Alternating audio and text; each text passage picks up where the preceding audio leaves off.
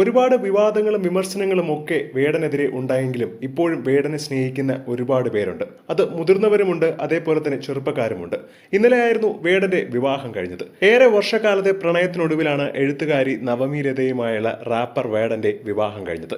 തൃശൂരിലെ വേടന്റെ വീട്ടിൽ ലളിതമായി നടന്ന രജിസ്റ്റർ വിവാഹത്തിലായിരുന്നു അടുത്ത ബന്ധുക്കളും സുഹൃത്തുക്കളും മാത്രം പങ്കെടുത്ത് ഈ ഒരു വിവാഹം നടത്തിയത്. ചെമ്പുകാവ് സബ് രജിസ്റ്റർ വീട്ടിലെത്തിയാണ് വിവാഹം നടത്തിയത്. പിന്നാലെ പൂമലയിലെ റിസോർട്ടിൽ വലിയൊരു വിരുന്ന് സൽക്കാരം തന്നെ ഒരുക്കി. ജീവിതത്തിലെ ഏറ്റവും സന്തോഷമുള്ള ദിവസത്തിലാണ് താനിപ്പോൾ നിൽക്കുന്നത്. പ്രതീക്ഷിച്ചതിലും അടിപൊളിയായിട്ടാണ് പരിപാടികളെല്ലാം നടന്നത്. ഒരു ബുദ്ധിമുട്ടും ഉണ്ടായിരുന്നില്ല. അതിനെല്ലാം കാരണം നിങ്ങളുടെയൊക്കെ അനുഗ്രഹവുമാണ്.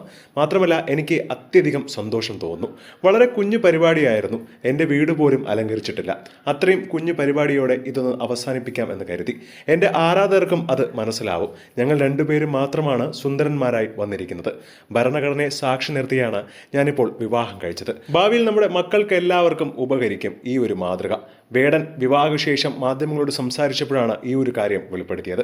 സോഷ്യൽ മീഡിയ അടക്കം വേടനെ സ്നേഹിക്കുന്ന ഒരുപാട് പേരാണ് ഇപ്പോൾ വേടനും നവമി ലതയ്ക്കും ആശംസകൾ അറിയിച്ചുകൊണ്ട് രംഗത്ത് വന്നിരിക്കുന്നത്.